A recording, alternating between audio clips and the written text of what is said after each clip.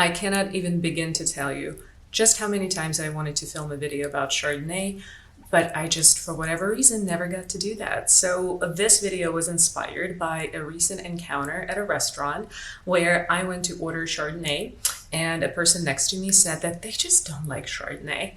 And my mind was so blown for a couple of reasons, but mainly because I realized that most wine consumers out there just have no idea whatsoever, all the names under which Chardonnay actually hides. In other words, there's so many wines out there that are made out of a Chardonnay grape, but they're called differently, and people have no idea that it's made of Chardonnay grape because we're just so used to the Californian Chardonnay. I think that when people say that they don't like Chardonnay, that's what they mean, I guess. But with all of the Chardonnays made out there in the world, Chardonnay profile just varies so much. So to say that you don't like Chardonnay is basically to say that you don't like probably 15 plus wine styles or wines that are made out of the Chardonnay grape. So this video is an inspiration based on that encounter. I hope you guys are excited as much as I am. Welcome to my wine diary, everyone. If you're my returning subscriber, thank you. Thank you for being here with me today. Again, our community is growing. It's growing fast, and it's now over 10,000 of you who watch my videos regularly and are subscribed to my channel. So thank you so much, you guys. And if you're not subscribed to this channel and you're watching this video, if you liked it and you may want to consider watching similar content, please subscribe to my channel. Let's grow this community even further. So show me your support. Chardonnay, back to this amazing grape variety. So first and foremost, we should probably cover the fact that Chardonnay is one of the most grown grape varieties out there in the whole wide world. And it's definitely one of the most famous white grape varieties out there. So the profile, the taste profile, the smell profile is so vast. It varies so much depending on where Chardonnay grapes are grown. So it goes from very light and crisp in some areas to very complex, rich, and buttery. So here are all the facts that you need to know about Chardonnay. We must cover Chardonnay's origin, and that is, of course, Burgundy region of France, where it's been cultivated and grown for many centuries now. Chardonnay is a cross of Pinot Noir and Gouais Blanc, which is a very rare grape to find nowadays, but it is indeed one of the partners, together with Pinot Noir, that was, used to create Chardonnay back in the days. Now, expansion. As far as the countries where Chardonnay is grown go, pretty much everywhere. Anywhere in the world where wines are produced and where grapes are grown, you'll probably find Chardonnay. So we have the US, of course, specifically California, are famous for Chardonnay grapes. Australia, Chile, Argentina, New Zealand, you name it. So many countries grow Chardonnay now, but it all originated in Burgundy, France. And diving a little bit deeper into these countries of origin, let's talk about France specifically. So here we have Burgundy, where Chardonnay comes from, and Burgundy is really famous for very mineral-driven Chardonnays, very crisp, very lean, lemon zest, crisp apple, so those types of flavors. And then we have Chablis in France as well. So similar, but not quite the same taste profile. Here we also have mineral-driven Chardonnays. However, they're described as more steely type of tasting Chardonnays because of that minerality. So here we again have very crisp fruits, lemon, apples, plus that increased minerality. If you've never tried Chablis or White Burgundy, which is our Chardonnay from Burgundy in France, I really recommend that you do, because even those two flavor profiles that I just described in White Burgundy and Chablis are so different from what we're used to in Chardonnay, say from California, for instance. Listen, crisp, lean, mineral, those are usually not the descriptors of a Chardonnay, or at least Chardonnay that we're mostly used to, or what we see in restaurants, right? Because it mostly comes from California, depending on where you live, of course. So White Burgundy and Chablis are the two main regions where Chardonnay grapes are produced in France, definitely try those out. The next region that produces Chardonnay that I'm going to cover is Australia. And Australia is very peculiar, in my opinion, when it comes to Chardonnays, because I feel like it really is the only region that kind of balances the old world and new world characteristics of a Chardonnay, which is very unusual and probably hard to comprehend, especially if you're not familiar with old world, new world. But I think that Australia produces very high quality Chardonnays, and if you haven't tried those, please do, and come back, let me know what you think about them. But if you want that mix of something in between, the US, say California, and the white Burgundy from France, try Australian ones. You may actually like them. There are other notable Chardonnay producers out there. So South Africa, Chile, Argentina, all of those I would say are very unique. And the reason why I say unique is because they usually have some sort of a taste characteristic, taste uniqueness to them that is specific to that country or that region specifically, that makes their Chardonnay specifically a little bit different than anywhere else in the world. So I usually like to play around and every once in a blue moon get a Chardonnay from a completely different country that I've never tried before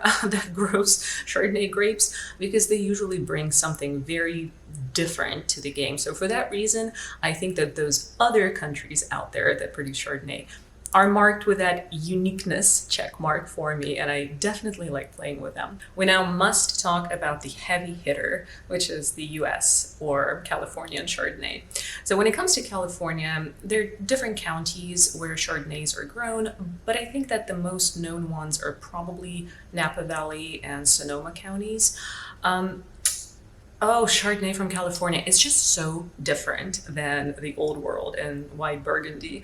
The flavor profile is just on a complete extreme opposite end from the old world. So here we have much richer, deeper, fuller profile, more ripened fruits. We have oaky flavors, buttery flavors here, and they're pretty much full-bodied wines. I don't know why I say pretty much, because they are full-bodied white wine, which again, like, you don't even hear that term a lot, right? But for a Chardonnay from California, that is indeed true.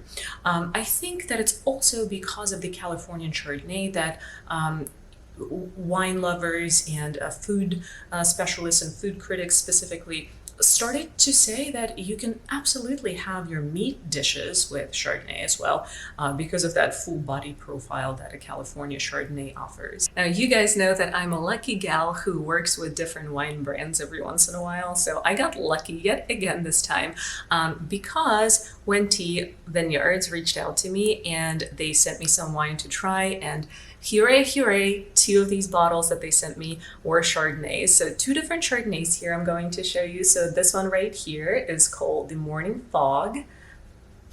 And the second bottle right here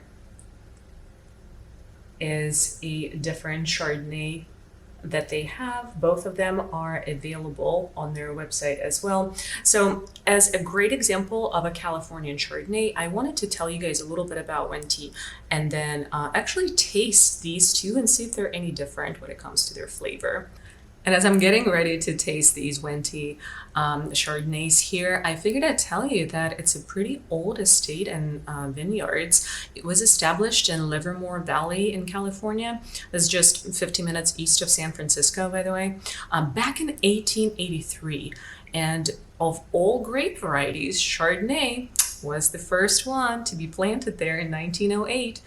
So Wente is family owned. A lot of history behind this estate and a vast array of wines that they produce. You guys check out their website. The link will be down below with all of the information about them. But it's not like their family traditions and delicious wine weren't enough to make them awesome. But they also have an 18-hole championship golf course that's absolutely gorgeous. Totally up my valley because I'm a golfer and I love wine, so a dream place for me to go to. I hope someday soon I will be there tasting all their wines in person, but for now we have a couple of Chardonnays to try here. So like I said, link to their website will be down below. Check out all the wine types they have. They have a lot of different wine types to offer: reds, rosés, sparklings, and a ton of whites as well. So immediately after I poured these 2 Chardonnays from Wente Vineyards into the glasses, which by the way, I opened up the bottles and I aerated my Chardonnay. I always do. It's a full-bodied white wine, so, you know, why not to aerate it, right? Opens up the bouquet of aromas so beautifully. Help your wines, aerate them, decant them, aerate at least. The very least, but just by pouring 2 into the glass here, the one that I have in my hand right here is the Morning Fog, and this is a 2023 vintage, 2023 vintage. It's a little lighter in color, so a little paler, and this one here is the River Ranch one, which is a 2022 Chardonnay. So same producer, but very different colors already that we can see. I like to swirl wine in front of you guys, but I'm not sure here with the white wine whether it will come through or not. But this one, the 2022, is definitely a little bit deeper in color, definitely more yellow than this one here from the Morning Fog. Let's smell both. This Morning Fog one smells crispy, but not that crispy, if that makes sense. A lot of aromas here. You know, this is one thing that I love about California Chardonnays, even if it's Central Coast, like this one here from Wente. So I'd say that it's crisp, and there's some notes of minerality coming through here. It also gives some oak profile too. So I'm pretty sure that this one was aged in oak barrels, which is extremely common for California Chardonnay, but it's not overwhelming. So the crispness and slight touches of minerality actually come through on the nose here. So that's our Morning Fog, which is 2023. And then this one here, let me switch hands so I don't spill it swirling. This is a complete different aroma bundle here.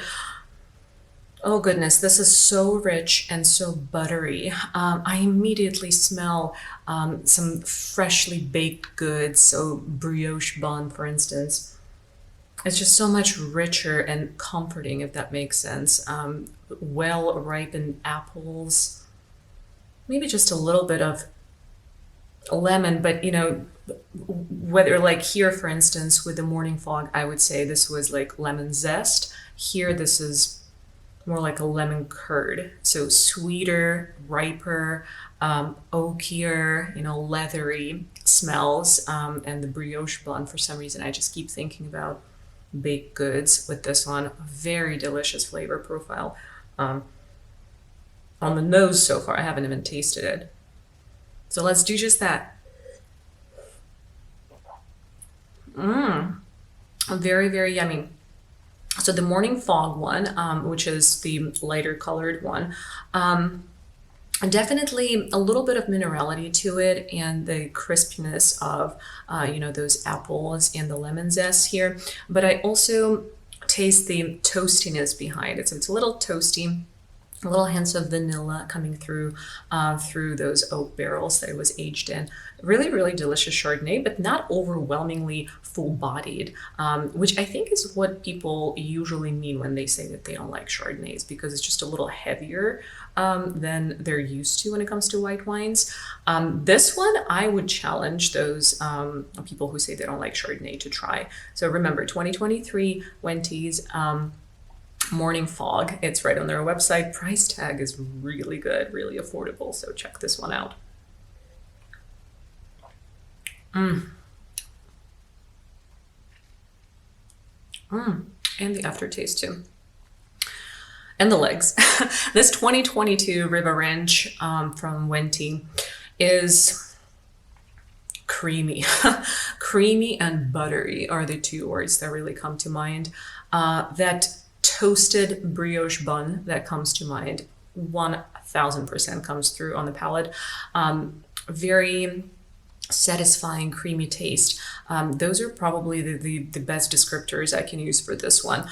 So yeah, this is exactly what I call a heavy hitter from California when it comes to Chardonnays. Perfect example of a very well-balanced, very rich, full-bodied Chardonnay. And I'm liking this one just as much. So give this one a go. Also available on their website. So as you guys could see, even from these two examples here, Chardonnay isn't always the same. And it's especially not the same depending on which country it comes from, which wine growing region it comes from. And I think the biggest difference in Chardonnay's taste and smell really come from the climate and the warmth that that climate has. So our cool climate Chardonnays are crisper, they're more mineral, more stone, a stone-y profile to them, and they're definitely lighter bodied than the ones that come from the warm climate. So we talk about crisper fruit here, crisper berries perhaps sometimes, maybe on a light side of berries. Sometimes you taste something like peaches in a Chardonnay from the Old World, for instance. So any cooler climate Chardonnays are that. Now the warmer climate, the warm climate Chardonnays are richer, they're bold, they're full-bodied, ripe fruits here.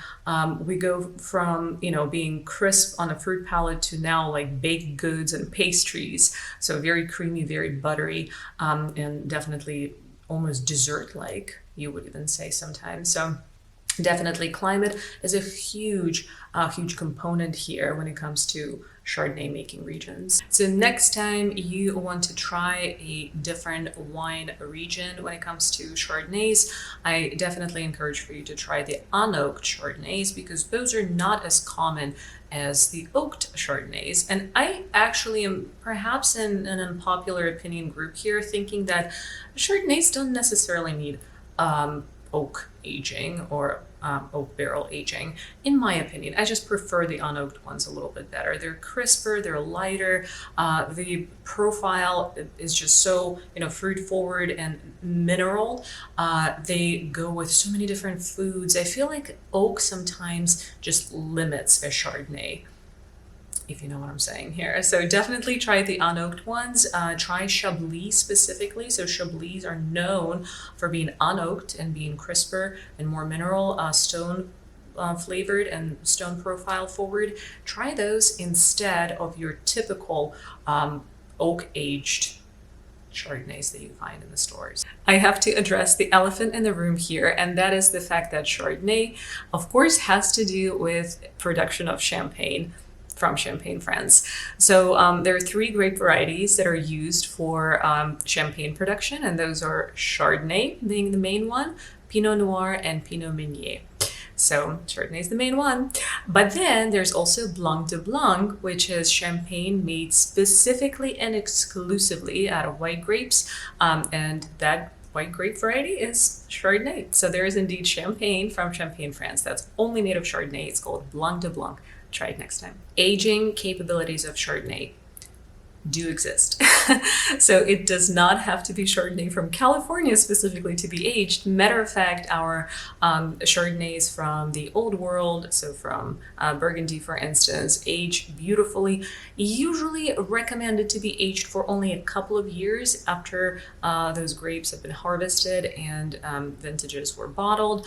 However, rumor has it that it's up to 10 to 20 years actually that they can age beautifully. You have to understand though that the more we age a Chardonnay, the more it will gain flavor profiles of nuts and butter and that creaminess. So it will definitely become a little bit richer with time. So if you're trying to age a Chardonnay that was mineral and crisp in the beginning, it will definitely start turning those crisp mineral qualities into heavier, more ripened flavor characteristics along the road the longer you age it. And then another thing to the aging is that your Chardonnay will change color as well. So as our white wines age, they turn from pale yellow color into beautiful golden brownish color, just depending on how long they've been aged for. So don't be surprised if you have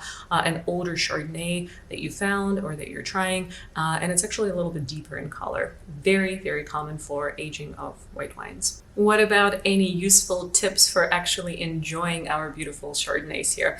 Serving temperature, let's talk about this. So if you are about to enjoy an unoaked Chardonnay, for instance, a white Burgundy, suggested temperature is 50 to 55 degrees Fahrenheit here, so a little bit cooler, but not ice chilled. So please be very careful not to overly chill your Chardonnay. Now, when you are about to consume an oat aged Chardonnay, definitely get it to a warmer temperature of about 55 to 60 degrees Fahrenheit.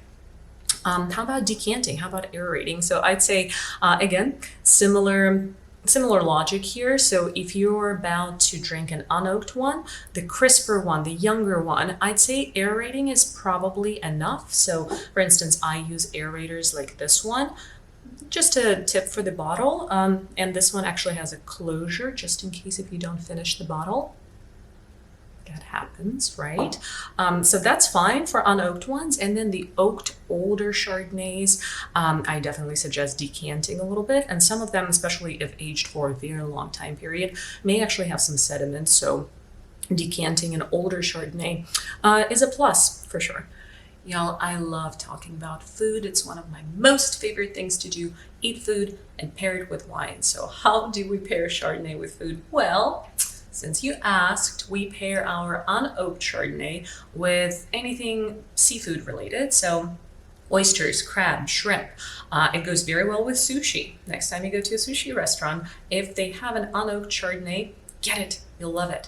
And then some cheeses too. So unoaked Chardonnay specifically goes very well with goat cheese. It goes with lighter cheeses, so not aged cheeses. And then even salads and like grilled chicken, for instance. So I would totally get like a chicken Caesar salad with an unoaked Chardonnay.